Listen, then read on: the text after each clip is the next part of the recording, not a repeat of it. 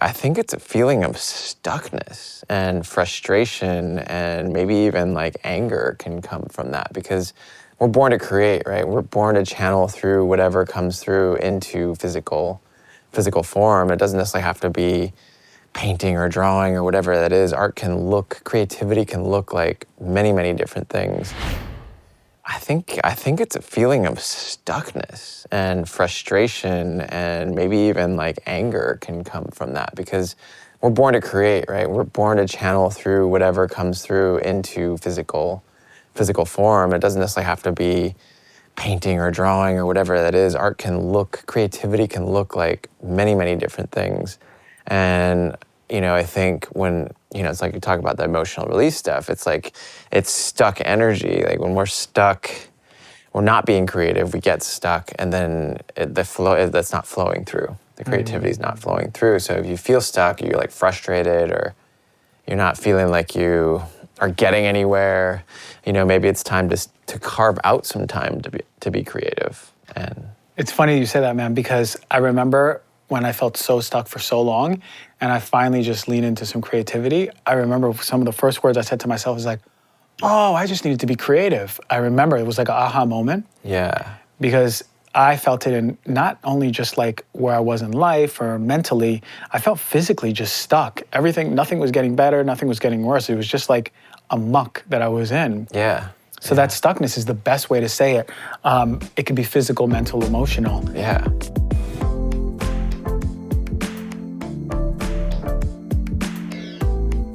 One of my favorite partners here at Heal Thyself is Athletic Greens, because I use it all the time. Every single day I'm putting it in my smoothie. Why? Because for me, I'm always on the go. So it's really hard for me to just stop and make a beautiful, rich, robust, colorful salad. So I'm using those greens at least in the morning when I'm running around my replacement. So it doesn't taste super healthy, but it is. When we think about green powders, we think about that earthy, grassy, dirty-ish taste, but this actually has a mild tropical taste with pineapple and vanilla. So what is it? With 1 scoop of Athletic Greens, you're gonna get 75 high-quality vitamins, minerals, whole food source, superfoods, probiotics, and adaptogens to just start your day right. Now, it contains less than 1 gram of sugar, no GMOs, no nasty chemicals, none of that artificial stuff that I'm doing shows dedicated to telling you to stay away from. And it tastes good. Now, it supports your overall sleep quality and recovery, helping reduce inflammation, giving your body what it needs to heal, and supporting overall mental clarity and alertness. Now, the great thing is it's small micro habit. You could do a little bit every single day, and it's going to compound over time, and you'll just notice, oh, wow, I have a lot more energy. I'm a lot more focused. I'm having better sleep overall. And that's what's happening. It's giving your body the essential nutrients that you need. Now, I only partner with brands that I truly believe in. You know this. Athletic Greens is one of them. They are a top company focused on sustainability. They're a climate neutral certified company. In 2020, they purchased carbon credits that supports projects protecting old growth rainforests. Now, additionally, for every purchase, they donate to organizations that help get nutritious foods to kids in need, including No Kid Hungry right here in the United States. In 2020, Athletic Greens donated over 1.2 million meals to kids. So to make it easy, Athletic Greens is going to give you a free 1-year supply of immune-supporting vitamin D and 5 free travel packs with your first purchase. So all you got to do is visit athleticgreens.com/healthyself. Again, that's athleticgreens.com/healthyself to take ownership over your health and pick up the ultimate daily nutritional insurance. Thank you, Athletic Greens.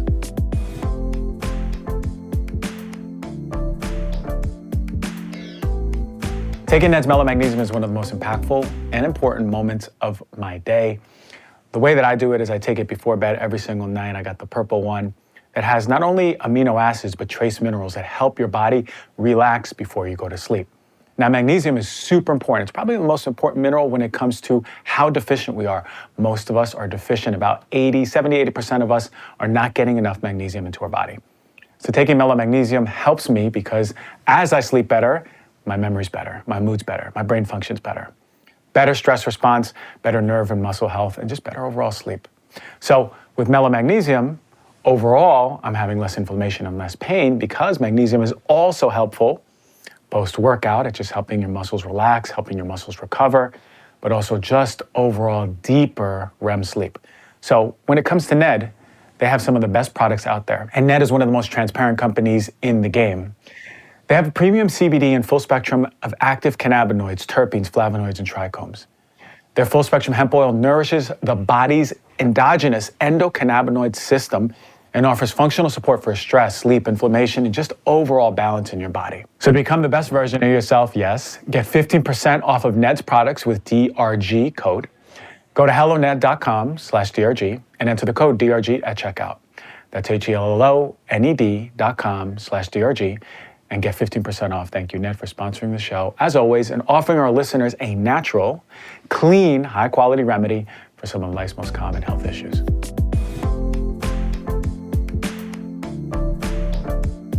Emotional. Yeah. So when you say creative, I think to myself, okay, well, I used to draw, but I'm not that good of a drawer, right? I used to paint, but I don't paint that well. How do we even know what to create? Do we create anything, or how do we create the space as creators to create? Yeah, I think first of all, it's just giving yourself the permission to create, because I think so many times people are like, well, like I'm not a creative, that's not for me. I'm not good. I'm like terrible at this. And the truth is nobody has to even see what you create. It's more about the act of creating and creating it for yourself, regardless if anybody is viewing it or seeing it. You can choose later how you want to like handle that. But I think being creative can really be anything, and it starts with curiosity.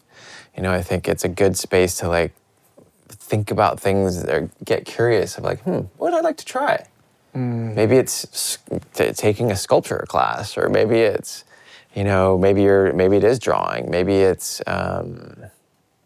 building a business. I don't know. I think there's so many different things in the world. It's like everything's at our fingertips now. You can go through Instagram and like get inspired. I mean, I guess that's one bonus of Instagram. Right. We could talk about that. That's a whole nother train of interesting thought, but I think getting curious about what it is that you even want to dabble with. And don't even think about it as like it has to have a result. I mean, think about it as dabbling and experimenting and playing.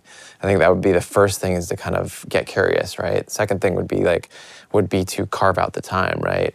There's always going to be something that comes up ahead of carving out time to do what you want.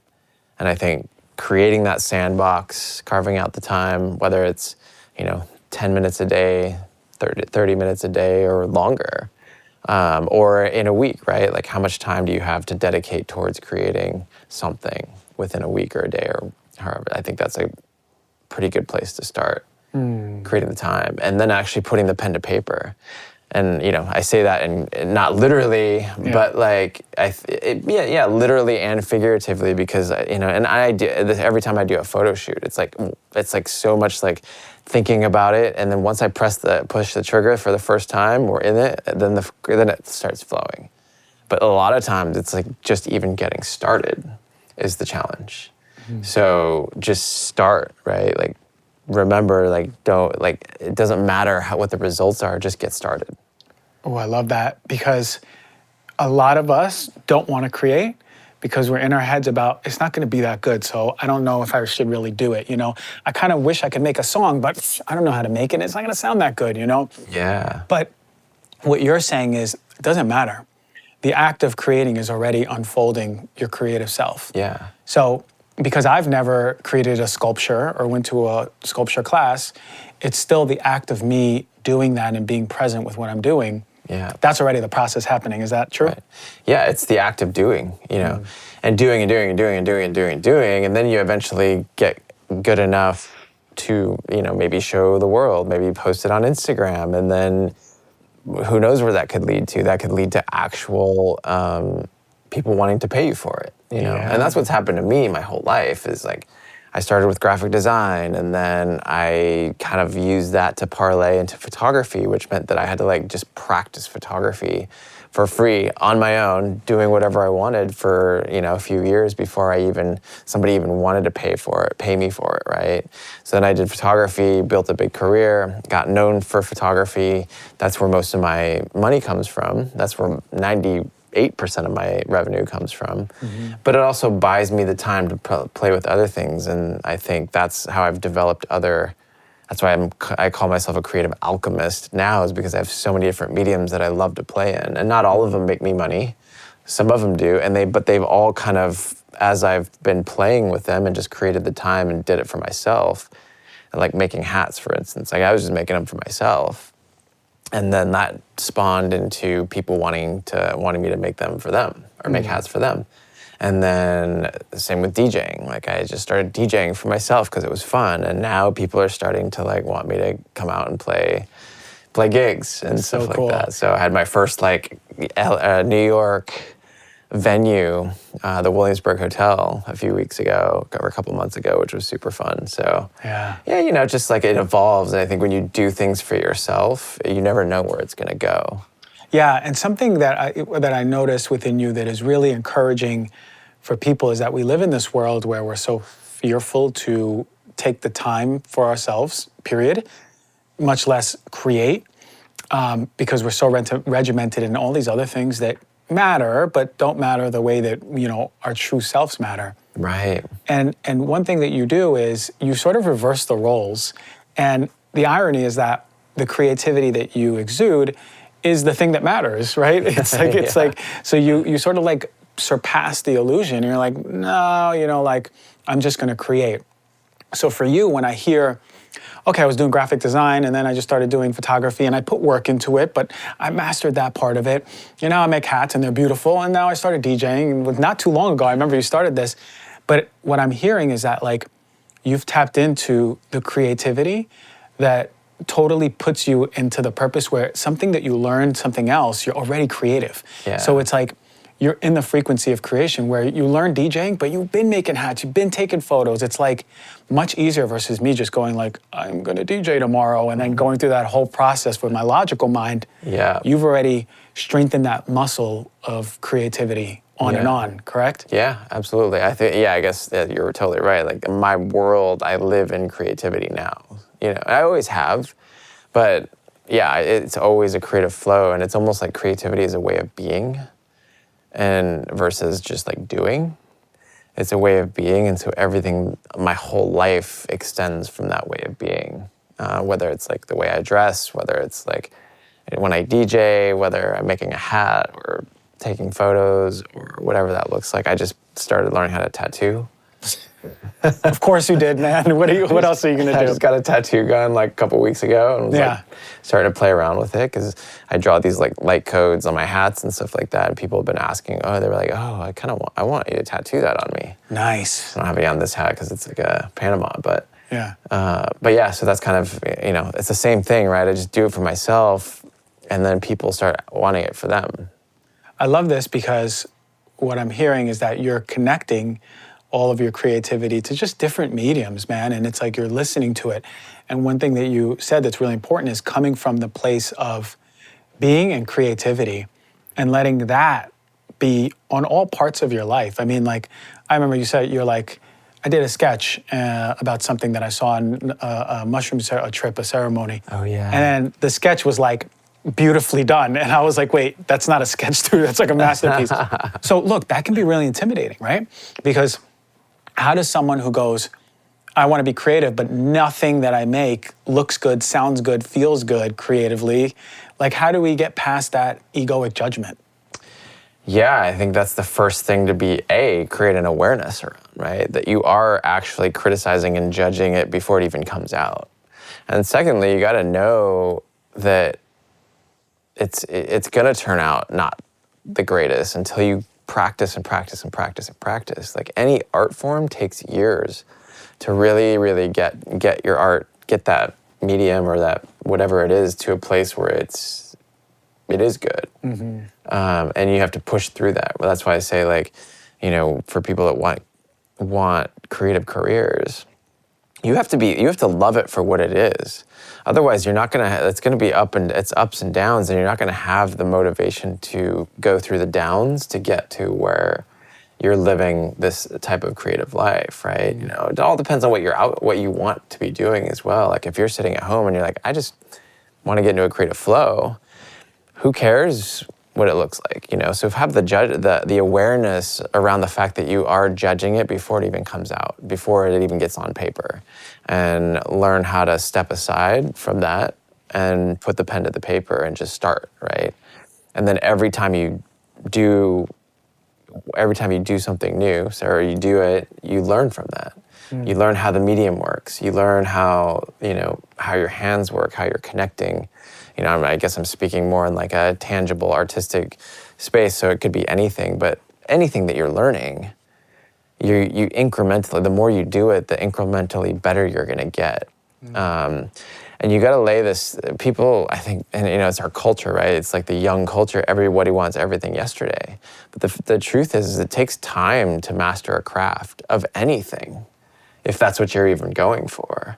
If you're just sitting down, if you wanna just be creative and get it moving, then sit down and just play, and you don't have to show anyone. Right. Just make it for you. Yeah, and that's the thing that gets us. Because for me, I think about when I wanna create, and it's got to be the best ever already. It's like, if I'm gonna paint, it's gonna look like a Picasso. It's so funny because that's a culture we live in, exactly what you said. We want it yesterday. It's a part of my resistance to creativity is the patience, right? Because I'm like, okay, you mean I have to do it again? And it's like, but that again is falling into the ego of like a result that has to be good versus just the experience of creativity. Absolutely, and it's an ego that's been amplified in today's culture of social media. Like we just want something to post to validate the ego, right? Yeah. And it's kind of this like cyclical cycle of the snake eating the tail, right? Yeah. The head eating the tail, and you're like, as an artist, you get better, right? And then you get more attention, you get more validation from the external spaces, and then what happens? You're like, oh. Something happens, and it's just like this whole circle where nothing is ever going to be. You're never going to be validated. And like that. Look at that. That goes into like celebrity and high level. Celebrities and actors and musicians. The level of external validation on that scale is so huge. So they're facing, when they put out any sort of creative project, the stakes are so high in terms of what other people think of it, So if you're just like starting out, you don't have to show anyone. I think that's just know that you don't have to show anything. When I do a photo shoot, and I'll tell people, I'm like, just know that everyone takes a bad picture. Like, we're just gonna shoot enough of them to get the good ones. Gotcha. And then we'll throw away the bad ones and you won't even see those. I love that. And then all the beautiful ones are online. I was like, wow, amazing. Yeah, you get to see the beautiful ones and then you're like, wait. Right, and the same goes with all art that we see professionally or that we compare ourselves to on TV or online. It's really like there was a lot of stuff that you're not seeing. You're just seeing an end result that has been in many ways perfected. Yeah, you're seeing the best of the best. But the truth is that artist probably had thousands of drawings or whatever it was before they got to this one that was put up for the world to see. So making that time, all right, so we are busy people. I wake up in the morning, I'm gonna drink my coffee and go to work. What is a fair amount of time, would you think? 15 minutes, 30 minutes? Do I need an hour of my day to get creative? Just what's enough to get the gears going for us? It probably also depends on what your outlet is, right? Maybe it's playing guitar, maybe it's, and just play guitar for 10 minutes, 15 minutes a day. Every day. Every day. And getting it's funny because I was just thinking about, maybe I should just get a guitar. It's like, I'm listening to, I don't know where it was, we were in a group and someone was, we were in my friend's house and someone just ended up singing with a guitar. But she's like, anyone have a guitar?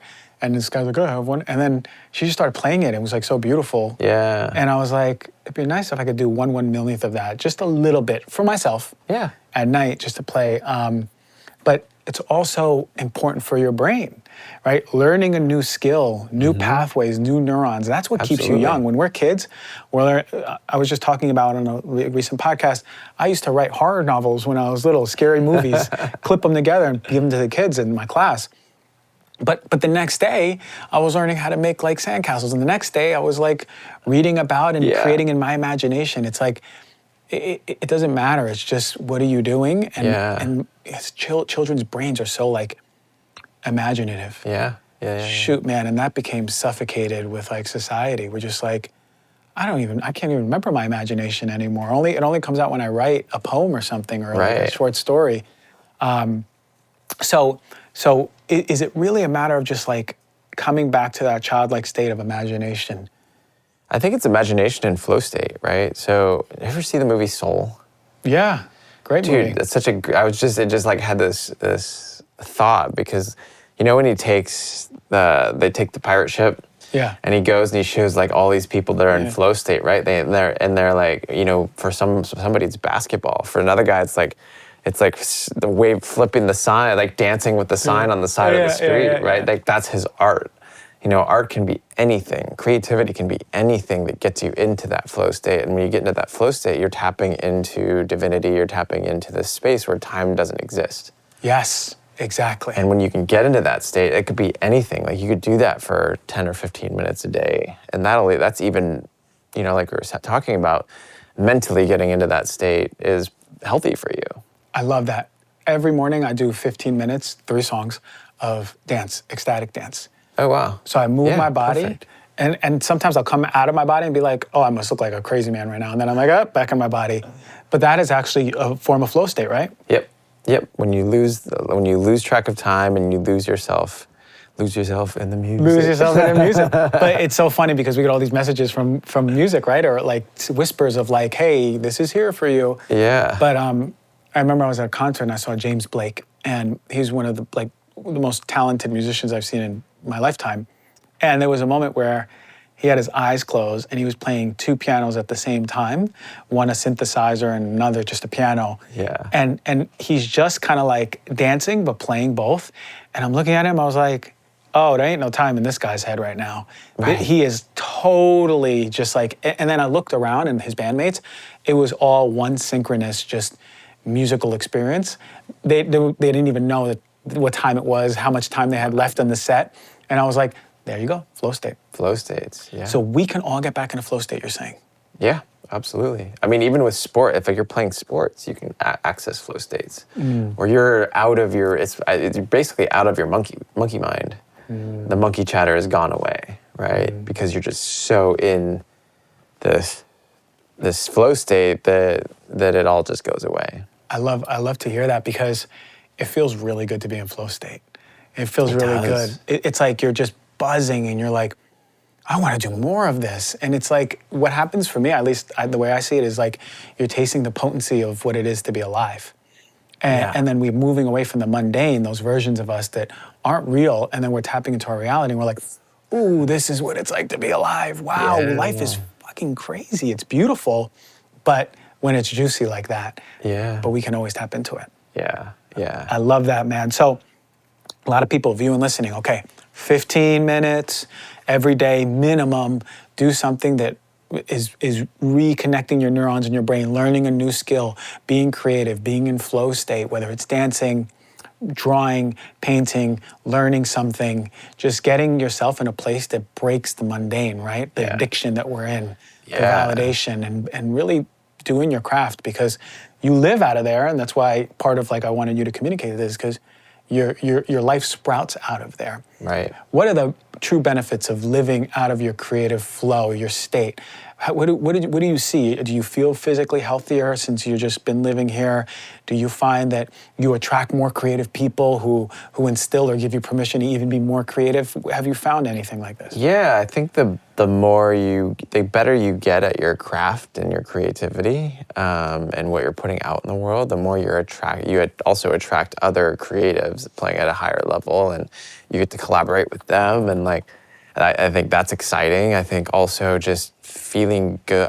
For me, I love the feeling of just creating something I love that I'm like proud of, and I just made it. And, there is the external validation piece of like, oh, I did this, I put this out there, and other people love it. Yeah. And that feels good too. You just gotta like really, sit back and not derive your self-worth from that external validation, because it could crumble. And Right. if you're that happened to me with photography, with my commercial career. Like I was like so into who I was shooting, what I was shooting, and all these big campaigns and all these different things, that when that industry started to like go down, my business went down as well. That whole industry got flipped upside down with social media and all this stuff. Because I was doing all the big commercial print campaigns and getting paid tons of money for it. And now brands are struggling to figure out how to even adapt to that's an old paradigm. This is a new paradigm. So my business started going downhill, and I went downhill with it mentally, because I was deriving all my self-worth from me being a New York commercial photographer, and doing all these like cool gigs and working with celebrities and all these different things. Right, right. So not connecting your ego, the identity, and understanding this is my art. I'm putting it out there. If you like it, you like it. If you don't, you don't. More importantly, it's my art, and I feel good about it. Yeah. That's what I'm hearing. Yeah, and you got to always be coming back to that. And I think as I look at all the work that I do, it's always my favorite work is always my personal work. It's always the stuff that I'm making for myself. Now, let's go into the realm of spaces.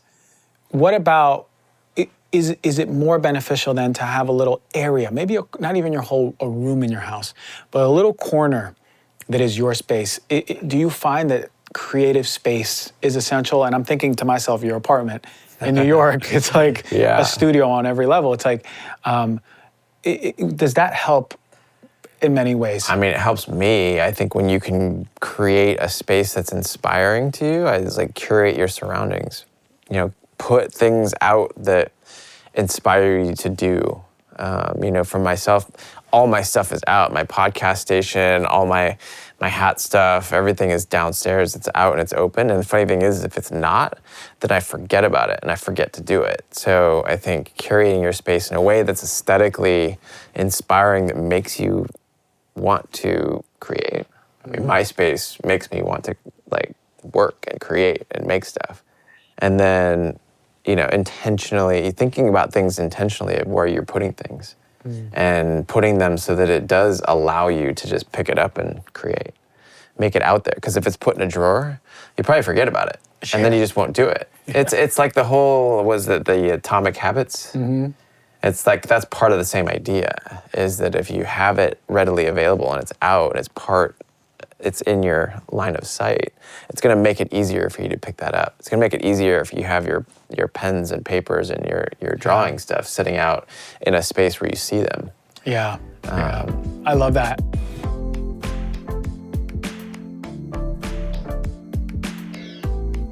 Now, I'm not a fan of my house smelling like strong chemicals when cleaning. It's one of the most toxic things. It's one of the worst things you could do in your home, especially if you have children or pets. Do not have any of those nasty, volatile chemicals coming into the respiratory system of your loved ones. Now, I prefer human-safe, non-toxic, sustainable, clean ingredients on my cleaning surfaces.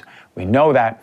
Branch Basics, someone I've been talking about for the past 5 years, offers the best products at a cost-effective rate. Now listen to this. They're non-toxic, hypoallergenic, free of fragrance, free of all of those hormone-disrupting and harmful preservatives that come in typical cleaning products. And they're perfect if you have a baby, newborn, children, pets, because it's not going to inflame the respiratory system nor yours. Now, the concentrate is the one bottle that you can use for everything. You can use it for counters, floors, laundries, bathroom dishes, hand soaps, even washing produce. And they have an oxygen boost powder, which you can use for laundry, stain remover, pots, pans, tile, and grout.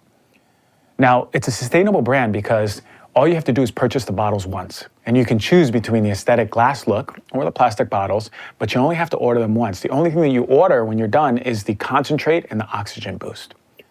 So if you don't know where to start, they have a premium starter kit that includes a cleaning essentials kit, laundry kit, and classroom kit. So right now, you're gonna get 15% off of any starter kit.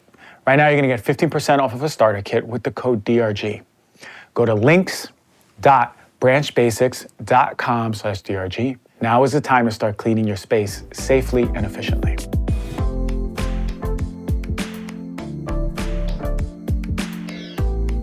I got all this art stuff like 6 months ago, and I put it, when we moved to the new place, I put it in one of the drawers or behind a curtain. And I was like, whatever happened in that art stuff? It was like, it wasn't in my space. And for me, I want to have a home where there's one room dedicated to creativity. Yeah. So the way I envision it is like, in the corner, there's stuff for like painting or drawing. There's a little music station with piano. I want to have a desk for writing, right? Like stories, short stories, poems. Yeah. And then I want to have another corner full of floor-to-ceiling mirrors for little dance moves. Ooh. I want to see my little dance choreography. Okay. That's my creative studio, bro. I like that. You give me a year, You're going to see it. You're going to come. I'm going to be like, Nick, do I get the Nick Onken approval on this here? I like this. I like this. It's the vibe, man. And you can create some of your DJ stuff in there too, man. We'll have it all. But yeah, I agree. It's like for anything, right? Like if you don't see the weights, you're not going to work out, right? Exactly. You just have it out. And if it's really important for you, the creativity, the expression of yourself. Yeah. Oh, man. And I need to remind everyone, when we're not creative, we feel it in our bones. I think the best thing you said is the stuckness. It's just, we're just like, you feel it in your body. You're like, I don't know what I need. I don't mentally feel good. And physically, I'm just, go create. Yeah. Create every single day for a week and then see if you're feeling stuck. If you do, then go see your doctor. Yeah. Or see your doctor if it's an emergency. But yeah. Very important to do that. I love that. Yeah, this might be a good exercise for people to do. It's like something that I did years ago because it was part of this mastermind group. It's just a 100-day project on Instagram. And we had to pick one thing, one creative thing to do every day for 100 days, and you had to like post it and hashtag it as your accountability piece on Instagram. So I did 100 days of hand-drawn typography. So I would take quotes, I would take a quote and I would like draw it, and I ended up like buying all these different pens and just, it was an experiment, you know, and some of them take me like an hour, some of them take me like 2 minutes. Wow. And it was just like a quote, and I got creative with it. I was like writing on Post-its and putting it on the wall and taking a photo of that. Or I would do it on a piece of paper, or I would write it on it, I would draw on a napkin, or, you know, I just, like the creativity spawned every day of what I could do different. So, you know, have the accountability. Maybe that is the Instagram, and just put, you know, it was like hashtag 100-day project. I'm inspired by that, you know, and the accountability is a big part, right? It's like kind of working out. We have so much resistance because we want the comfort of not doing all the things that are good for us, right? Yeah. But the accountability is important. And if not, like if you don't even have Instagram, show it, have your partner hold you accountable and be like, hey, look, today this is my submission of the day. Yeah. You know, or a friend or something, you know, because so to understand, you took a quote and you drew the quote in a picture? I would draw the type, I would draw the actual fonts. Oh, interesting. Or I'd write it, but that was the experiment for me. Treat it as an experiment as well. Okay, what could I try all these different pens? Or sometimes I would actually draw the letters in like, you know, a serif typeface, and I would draw it by hand, right, with like a little, you know, single point pen. Yeah. Some days I would like grab like a calligraphy brush and write the quote in a calligraphy brush, or I would do it with a marker, or I would get graffiti paint. I'm inspired, bro. Yeah. I'm inspired, man. It's funny, I was in leaving Joshua Tree, and I stopped by this little shop, and you know, it was one of those desert shops, and I was called to this like snake booklet. And I'm like, oh, this must be a journal, but it was all blank pages. Oh. But now I'm inspired because I was like, I wanted to just draw one sketch every day, but now you're inspiring me because I'm thinking about just one famous quote, and what does that quote look like in visual? Yeah.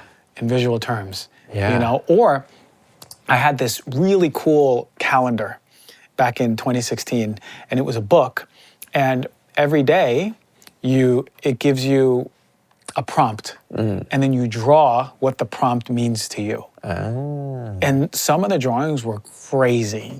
It might have been like just a slogan or a quote that you hear, or just like, what does blank mean to you? Like, what does ruby red ocean mean to you? And you don't necessarily draw a ruby red ocean. What does it feel like? And then what does the feeling look like in a drawing? Yeah. I should post that for everyone because it's such a cool calendar. Because you do it every day. Oh, that's cool. Know? So it's just, you get your mind going, you know? Totally. Yeah. I mean, my project, it's hashtag Onken Draws Type on Instagram. It's still there. It's like from years ago. But it expanded all the way into like, I teamed up with this guy who did like drone art, and we drew like a big quote on the beach in the sand, and then we photographed it with a drone from above. So it was like, it turned into even a bigger thing. Sick. And then I started doing murals and like doing quotes. I ended up developing this. I found this cool like tin pen. It's like this long, the tip of it, and it's folded down, and you dip it in like like India ink, and you do it, and it like splatters as you're drawing, and I kind of like really developed this signature handwriting style with that. Wow. And then I started taking that to another, like doing murals with it, and I would just paint. I would draw it on the page, and then I'd like scan it, project it onto the wall. Then I'd trace it, and then I would like look at like the actual ink and the splatter, and then I would like draw the shadows, and I would draw it to like the light and the shadows of the ink. It's funny because what you're saying is like after you do yourself these projects, right? You're holding yourself accountable. You're doing day to day, and then you start finding things within it that if you do it for 100 days, within the 100 days, you're like, wow, I actually like this style. I actually like these colors. I like these shadows. And then it can branch off. There's opportunities for more creation that come the more you give.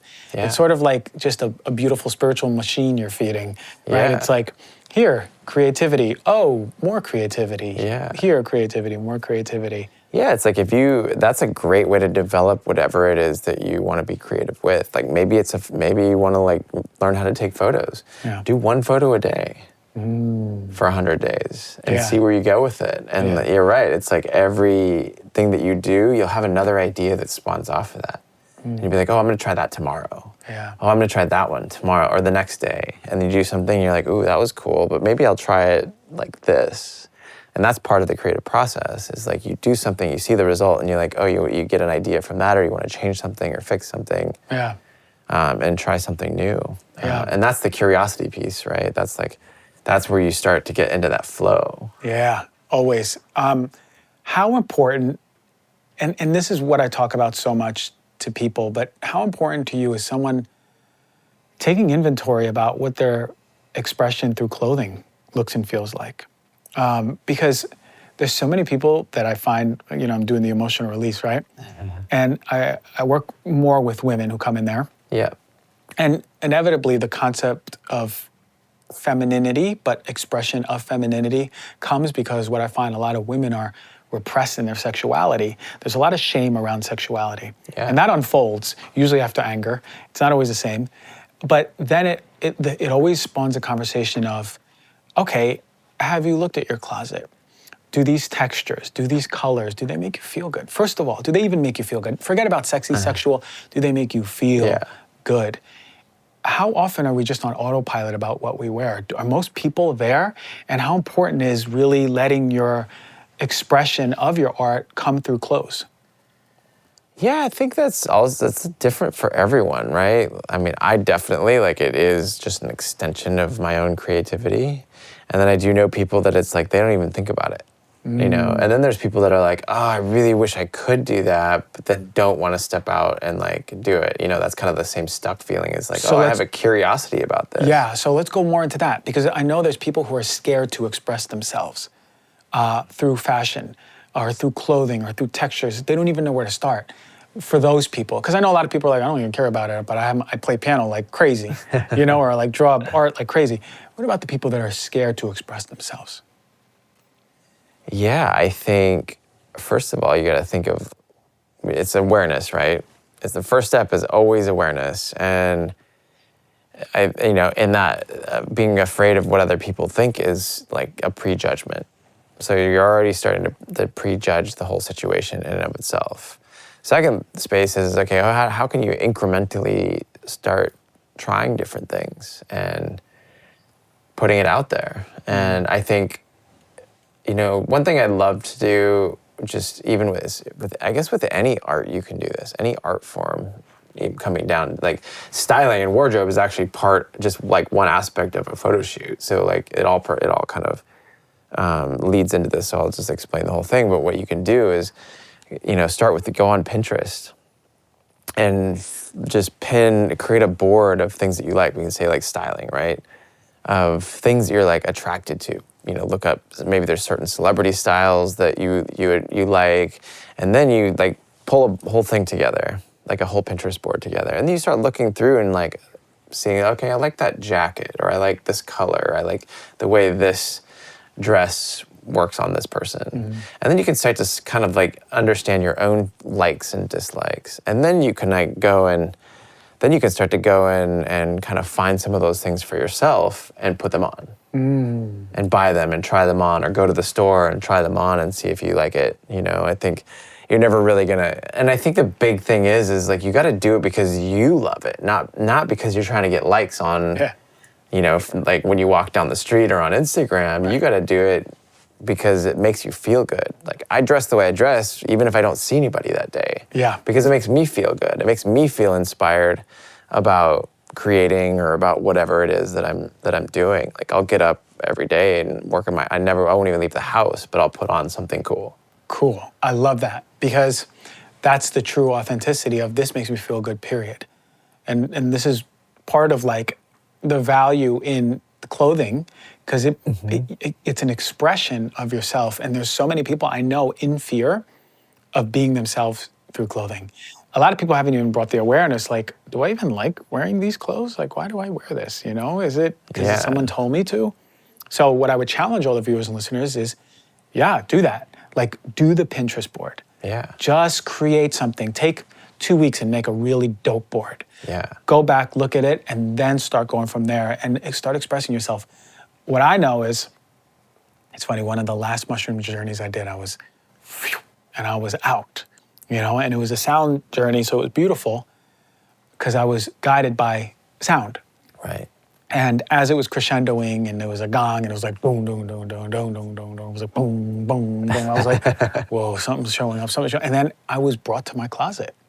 I was literally brought upstairs, literally one floor up to my closet, and all I hear is like, why do you wear clothes that don't make you feel good? I heard it, and I was like, why do I do that? Why do I do that? And then it's like showing me. And the funny thing is what I saw in my vision is exactly the way my closet was coordinated. It's like I literally went into my closet out of my body. It was exactly in the vision, right? And I don't remember what my closet looked like at that point, but immediately after, I just took stuff and threw it, all the colors that didn't align with me, all the textures and patterns that didn't align with me went in a garbage bag and I donated, right? But I was left with such little clothes, like 80% was gone. And then I was like, okay, I gotta start rebuilding this. Yeah. And since then, it's been clothes that really, really represent me. Whether it's something simple like colors, with simple design, or something crazy like a giant kimono or something. It was so liberating. And it's funny because a lot of people on Instagram were like doing the same thing and just like hashtagging it or tagging me in it. And how good it feels to do that. I'll challenge everyone out there, just go in your closet, take a moment, look around, colors, patterns, textures. Does it feel good? If it's comfy and cozy, then great, okay. But what else makes you feel good in your body? And then what I say is put on those clothes when you're creating. I put on some of the stuff when I'm ecstatic dancing. I do it in the back house, and that's where all my costumes are. I'll put on some of those clothes and do my ecstatic dance. I like that. No one's looking, it's just me. But it feels good, bro. Even better. Let me ask you a question. Yeah. What is the number one thing that is destroying our creativity right now, in your opinion? I mean, Instagram. Here we go. It's funny because Instagram was for creativity, the irony, right? It was when they had different algorithms. Right. But now they're just like using that against everyone. It was funny, I was talking to this person, my friend who works at Instagram, or did up until they just laid off 3,700 people last week because they were sinking ship. Really? They're sinking ship? Oh yeah. Well, let's get into the juice real quick before we go into what's happening. They're just like, they've been losing money, so they like oriented all the algorithms to make money, right? So they don't show your content. They actually want you to pay to boost a post to show your content to your own audience. Whoa, not even just outside lookalike audiences. Right, and I was like, okay, so you're saying, this is what you're saying, right? And she's like, yeah. And I was like, so, and she was like, there's people out there that are like boosting their posts just to get likes because of the dopamine rush. So they're like basically like preying on those types of people who want the likes to get them to like pay to get more likes, essentially, to show their content to other people. So you're not even playing in a game. Like, you know, like I follow people because I want to see their content, not because I'm just like following people, but I'm not even seeing people's content now because because of this algorithm shift. So like this is what's happening across the board. And I think it's becoming more about this external validation piece. So you have to like, I mean, it all is ego, right? You have to like blast through the ego and let go of the ego, which, I mean, we say that, right? What does it even fucking mean? Yeah. And how do we do that? How do we do that? And I mean, it's a whole process. It's it's something that takes awareness and a spiritual journey and, maybe some psychedelics, different things, different emotional intelligence programs. And even that, you can still be living for the ego, the validation of the ego. Have you read A New Earth by Eckhart Tolle? No, I only read The Power of Now. Oh, New Earth is so much better. I've like listened to it a couple times at least. And it's all about the ego and all the things that the ego needs to be fed, And it's never going to be satiated. So they talk about everything from like the pain body. So like and it's all subconscious, right? So the identity of being in pain gets you more love.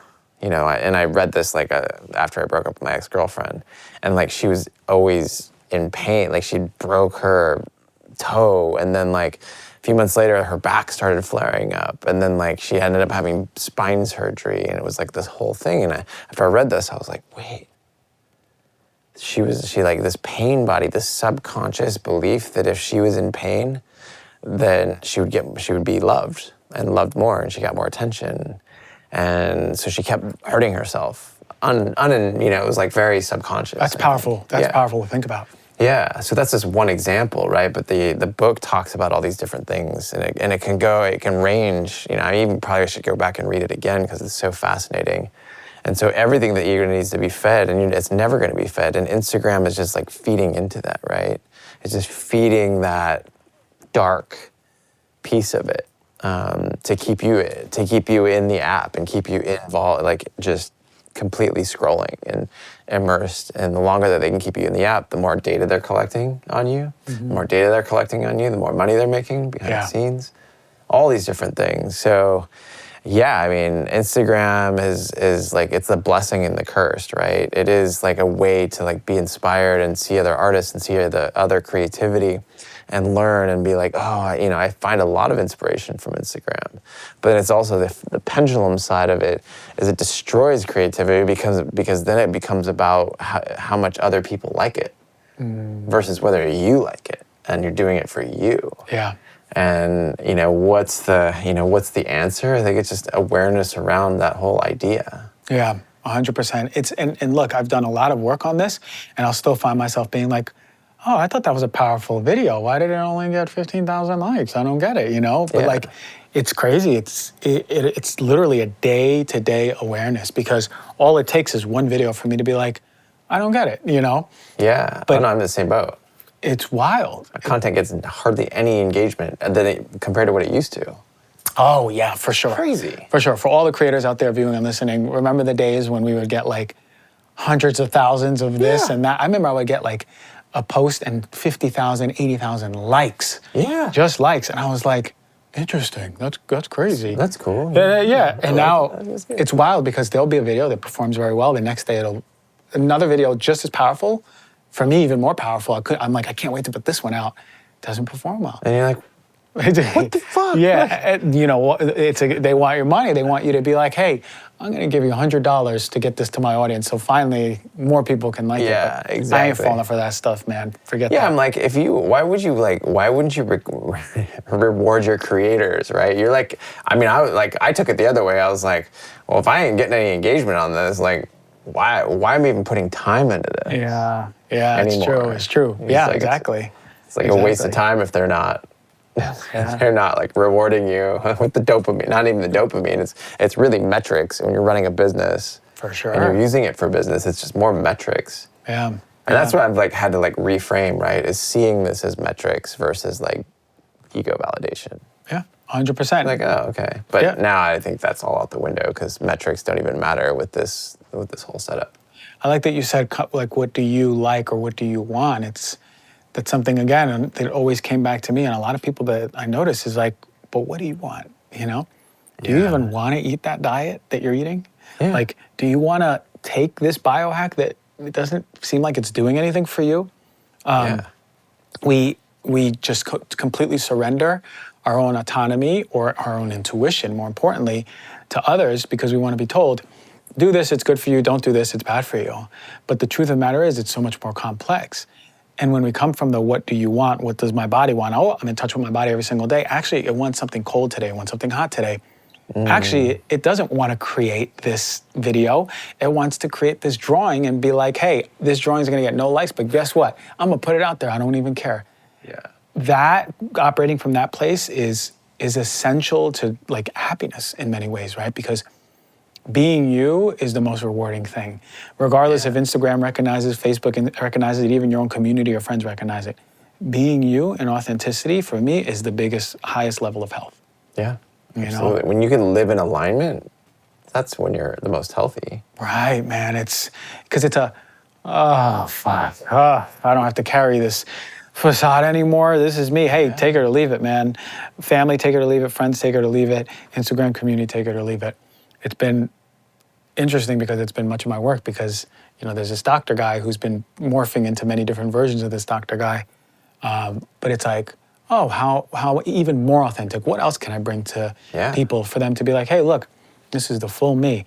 And it's slowly been like my mad scientist idea in the back end. I was like, I'm gonna drip a little bit more of myself every year. So people are like given the permission to be like, hey, let's transform what health looks like. Yeah. You know, so. Well, it's funny you say that because like that's the whole process of identity alchemy that I've been creating. You know, I work with people on their personal brands and helping them build their personal brands through photography, but really it's an identity alchemy of helping that person pull who they really are out and then curating this new identity and then putting it out in the world, like crystallizing it with a photo shoot in this term. But this is also just like a process that you can utilize as a personal development process. Is like deconstruct, curate, become. So deconstruct who you are, where you've been, you know, the pressures of this, you know, who society tells you to be, and you know, we've all had that, and that's what you're talking about. Is like that's not really me, but then what's your natural identity? So it's like start deconstructing what that is, and start bringing more of that to the surface. Like you're saying, is like how can I bring this one little piece of me out, and another little piece of me out? That's the natural identity piece, right? That's who you really are, and I think for me, identity alchemy really is. Like, how do you bring who you really are to the forefront? That's where you create authenticity. Is like who you are on the inside reflects what you're putting out into the world on the outside. And people want more of that now. You know, people are over like this whole facade of things. I feel it. There's the shift. Ever since COVID, has been a shift of like, oh, I'm tired of this facade. It's even more, it's past like the whole COVID thing. It's like shook people up, and they're like, why am I at this job? Why am I with this partner? Do I have these friends? Yeah. Why do I drink alcohol? Why do I eat these foods? It's like the whys are happening. So I love this identity alchemy because it's sort of like a deconstruction of identities that are not us. Yeah. And really get in touch, like, who are you? What do you want? What do you want? And how do you want to express that to the world? Sort of like I'm in there right now. I feel the what do you want around everything right now, you know? And what aside from doctoring, what would I do? Well, shoot, man, I love performing, you know what I mean? Yeah. So more of that. I mean, you've been flowing with the rhymes, you know what I'm saying? I've been flowing with the rhymes, man. I should freestyle. I should do a whole Heal Thyself rhyme video. You should totally. You should do a whole episode. A whole episode in rhyme. They're gonna be like, what is this Shakespearean MC over here? It's like Eminem meets Shakespeare meets Hamlet. Yeah. This guy's letting the creativity flow. Letting it flow, bro. Well, look, Nick, you come here, you drop bombs, you make us feel refreshed. You inspire me, man. Every time I see you, I'm like, I need to be more creative. It's like ever since I met you at this party, I'm like, you're wearing like a duster jacket and a hat on and glasses, and we're talking about cancer. But within that, I was like, this guy's energy, I need more of this in my life. I need to be, so what a gift it is that you can inspire others by you being you. Yeah. And you've tapped into that, which is there for all of us. So that's true role modeling for me. When people, you don't have to say, be like me. People are like, I want to be like that, you know? Yeah. So giving that gift is to the highest level. I'm inspired by your ease to move into creativity. All of a sudden you're a DJ, now you're a world famous tattoo artist. And it's like, I got to tap into that a little bit. So you've inspired us all. How do we find you? How do we find all your stuff? How do we sign up for all your programs? Where do we go? Well, thank you. Thank you. Yeah, I think the biggest place to follow is Instagram. I mean, for better, for worse, whatever. The right? irony. Like, you might have to subscribe to actually like get the alerts of my content when it comes out, because Instagram probably won't show you even if you follow. But you know, Nick Onken is the Instagram. Onken.co is my website. Just dropped a new landing page with all the offerings. We're doing like live experiences now, like starting to partner with different people. My identity alchemy course is coming out soon, and you can go to onken.co/IA5. For 5 free days of identity alchemy, you can learn and understand more of what it is. I love that, man. If you're inspired, go check out the websites, go check out the Instagram. Any other plans, anything you got special brewing behind the scenes right now? Especially brewing. I mean, I'm coming out with I got these little jewelry pieces here. And video, man, that is on fire. And video, people who see it, man, it's really nice, man. Is that out yet? Because I gotta get me some right after the show. I gotta it's coming. It's coming. I'm gonna probably do like a pre-order of them, and then we'll I'll get them produced. For those of you not seeing, it looks like pearls with a little bit of gold on the bottom. Yeah, this is the pearls, and then this one's love frequency. Oh, and I get it. It's got like it looks like an EKG frequency. Yeah. So frequency, everything's frequency, right? So I love it, brother. Thank you for coming on the show, my man. Thanks for having me. I'll see you next year when you drop it, when I catch you, if I can, on a plane right at the airport. Come back to my show, and then we'll do another one. All right, bro? Again. Yeah, brother. All right. Appreciate it. Thank you. Appreciate it.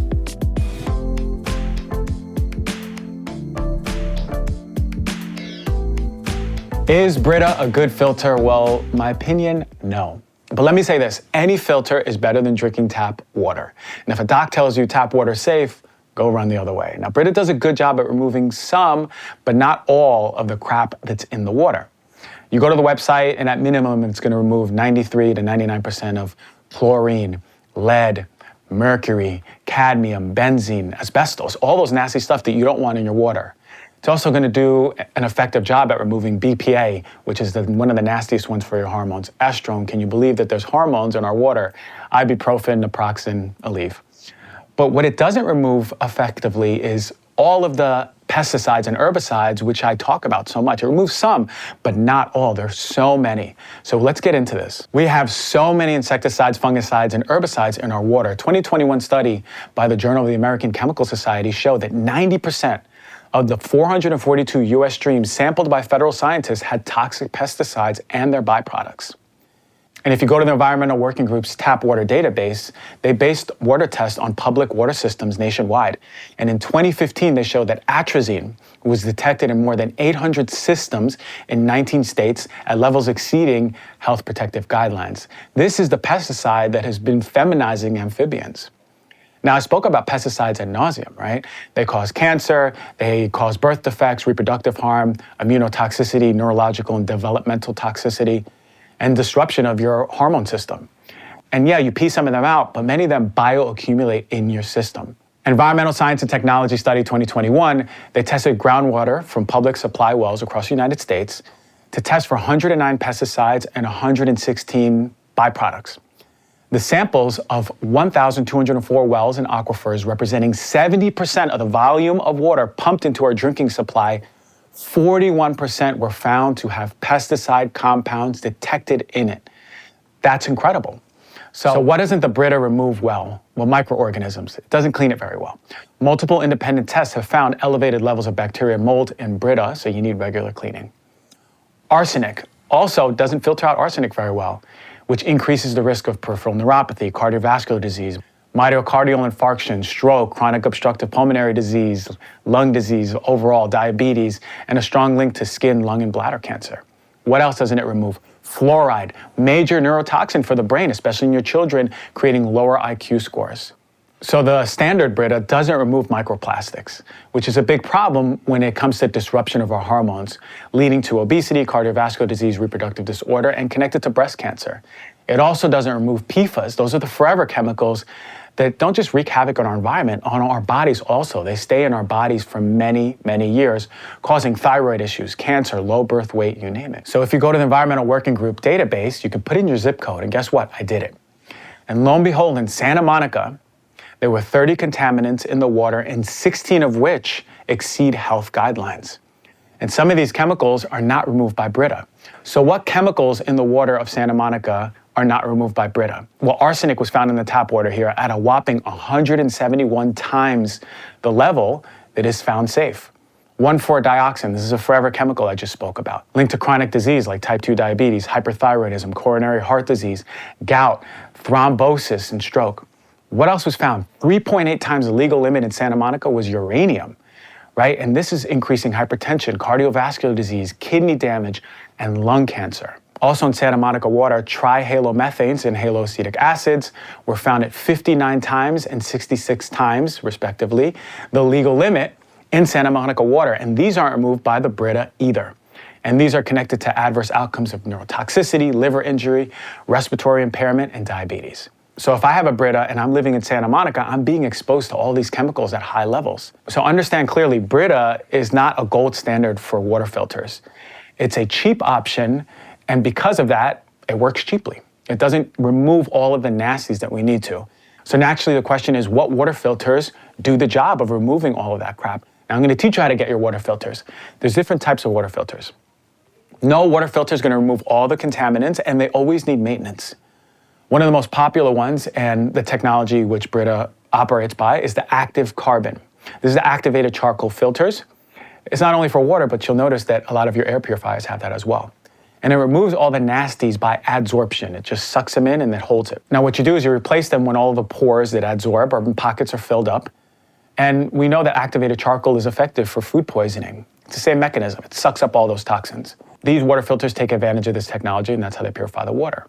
Another technology used is reverse osmosis, which utilizes a membrane, which basically only allows in all of the good stuff and keeps out all of the bad stuff, to crudely speak. So here are some of my favorite water filters.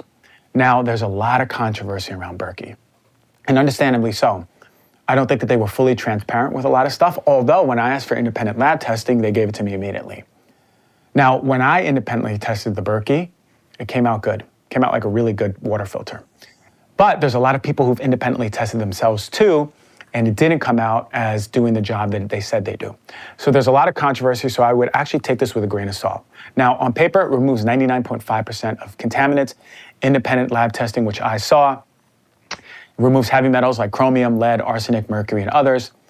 All those nasty pesticides that cause health risks. All the semi-volatile organic compounds in the industry like refrigerants, resins, plastics, adhesives, all the things that are causing health risks. Also, all the inorganic non-metallics like chloramine, chlorine, chloride, fluoride, all the stuff that affects your gut and your brain. The pharmaceuticals, ibuprofen, Tylenol, antidepressants, birth control. Yes, there's birth control in our water that affects your hormones. Petroleum, microorganisms. It does a really good job, about 250 chemicals and up. And if you have the fluoride filter, it removes 98% of fluoride. So this is a much better choice than the Brita. Now, I personally prefer the reverse osmosis technology because it removes all of that. It's a semi-permeable membrane, which I mentioned, that keeps all the nasties out and brings in the good stuff. Pressure pushes water to flow in through this membrane, and you get purified water. It has a pre-filter that gets out the sediment and dirt, and a post-filter, which will give it a final scrub. So it's very effective at removing all the contaminants I mentioned, like Berkey, including heavy metals, semi-volatile organic compounds, inorganic non-metallics, as I mentioned, pharmaceuticals, petroleum, microorganisms, all the nasty stuff. It's going to remove out 80 to 95% of fluoride, so it's a little bit better than Berkey. This is the one that I have at my place, and this is the AquaTrue. And they just came out with the glass system, which made it so much better because I was always worried about being in plastic. So AquaTrue at this point is my favorite water filter. And yes, this is a myth. A lot of people ask me, they go, I have water, but I boil it and it cleans it out and I can drink it. No, it won't purify it. When you do that, it'll get rid of some microbes, yes, but it'll concentrate many of the toxins like heavy metals, pesticides, nitrates, for example. And when you have water, I'll always bring awareness that yes, a lot of these water filters are held in plastic.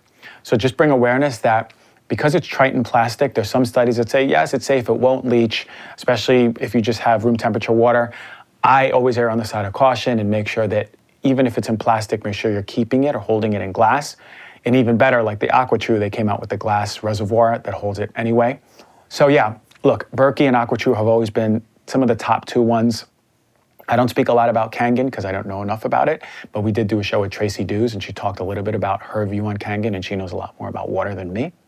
But when it comes to Berkey and the AquaTrue, those are the two best. If you have any trepidation about the Berkey, you can go to TapScore, order a kit, bring it to your home, and test the water yourself. You can collect samples, send it out, and they'll give you the results to see if your Berkey is working efficiently and effectively. But again, at this point, AquaTrue, the glass one, is my favorite one. That's the one I have at home. It's the one I've been using. It's awesome. Check it out. Awesome show. I really, really hope that you learned a lot from Nick and his creativity and what to stay away from, including our phone, burning our brains, taking away from our creative selves, and then how to shop for water.